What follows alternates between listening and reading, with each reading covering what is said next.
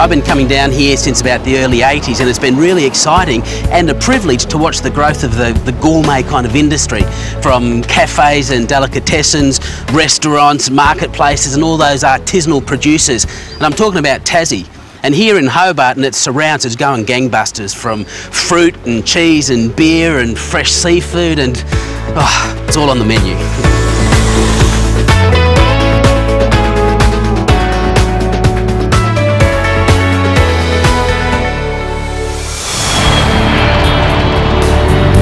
Jetstar got us here from the mainland in no time at all, and once on the ground it's only a short hop into Hobart's bustling heart. But my first stop is somewhere I've always wanted to visit, an island, and it's a foodie paradise just off the coast. And there it is, Bruny Island. It's 100 kilometres long, has only 600 people living on it, and it's jam-packed full of fantastic produce. Bruny is basically made up of surf beaches, national parks and some big characters. Like John Grunseth, the Minnesota big man with the big voice who likes his cherries. You guessed it, big. 75 tonnes a year, big to be exact. And this is what Big John calls retirement.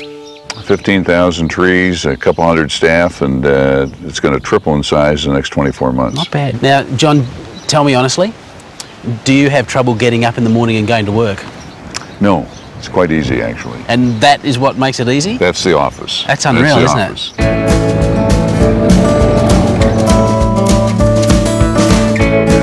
Now, the big irony here is that most of this bumper cherry crop is destined to go overseas. Tassie has one of the world's last cherry seasons, so when the Black Devil brand lands in shops in New York or Paris, it's the only cherry around. And is it too good for us here in Australia? No, absolutely not. Do you sell them here? Yes, if you'll pay the price, we will. I'll buy some. Flaming beautiful. But you only sell them, what, in two places? One in that lovely little van down by the ferry. And Harris Farm in Sydney. Now, I do understand that you have some of the biggest cherries around. Our motto is size does matter. Of course it does. And he ain't kidding. What's that size? That's a good one. That's, let's see. It's a 30, that's a 32 mil, but you picked it without a stem, so it's automatically a second.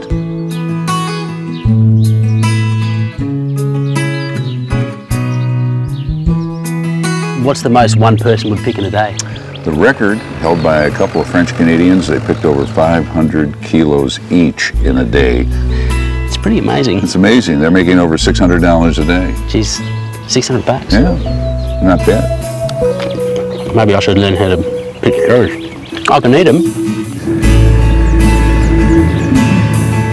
Well, the pickers here don't seem to need my help, so I'm travelling in style with the morning's pick to what is probably the world's best located packing shed.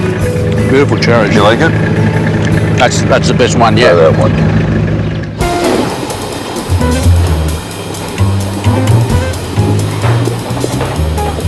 Oh, it's cherry busy in here. Timing is key in this business. 48 hours after arriving in the shed, these little beauties can be on sale in Paris. 1.4 degrees that water is. They're chilled, the cherries come up here, they're cleaned, they go up to the conveyor belt and they're sorted all by hand, quality control, meticulous. The cherries are checked and checked again so that the premium Black Devil brand is just that, premium. Loved in London, loved in Tokyo and Paris, and oh yeah, my cherry cheesecake loves them too.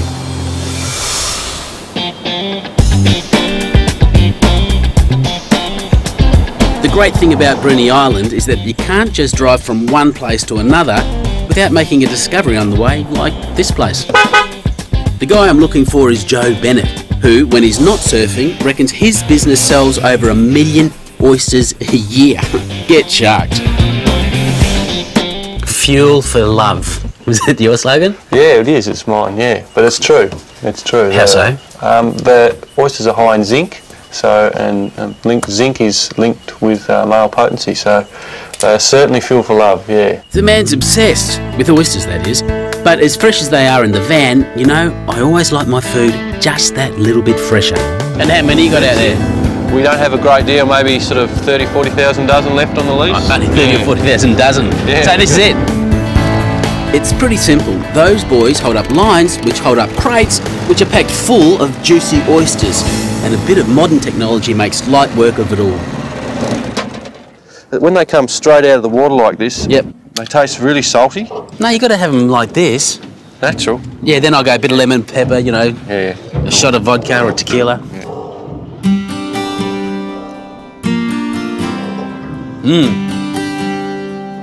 Only way to go, mate. Only way Salty? to go. They are salty, aren't they? Very salty, yeah. Now, tell me, where'd the name get shucked?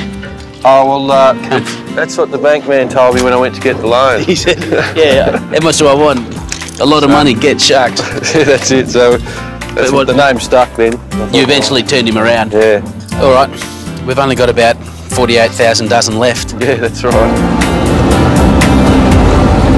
And while we get cracking on those, you probably want a cup of tea. But come back, because up next I'm visiting a castle where they make some of the world's best fudge. Bruny Island, not a bad view in sight. Fantastic, isn't it?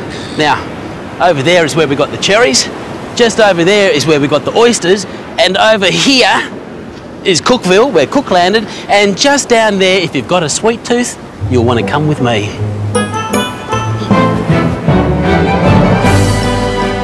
We're off to see a fudge maker, but not any fudge maker, mind you. This guy is more like the king of fudge. Michael Carnes is king of this castle, and that sweet smell of success is coming from the kitchen. So this is the house that Fudge built? We call it home. That's why it's homemade fudge. Homemade fudge? Homemade fudge is handmade fudge. Very good house. Thank you. Must be very good fudge. It's extremely good fudge. We make 15 different varieties of fudge. The base is always the same, so it's always this base mixture. Yeah, it's glucose and butter and chocolate and all the things like that, but you love it, and Michael just can't make enough of it. Probably to the mainland we're sending about a tonne a week. Jeez. So, which sounds a lot, but Australians eat over $2.5 billion worth of confectionery a year. That's a lot of sweet tooth to satisfy, and that's also why he's such a hard taskmaster. I'm a good stirrer. Just ask my wife and kids. Because, I mean, your reputation is resting just on this one pot. Well, if I knew the secret recipe... But as much as I try, Michael doesn't give anything away. Now, this has also come up to the temperature that we want it to be, which, of course, I'm not going to tell you what that is. And You won't tell me anything. And then we put the butter in, okay. Now what we're going to do is we're going to add the chocolate into it.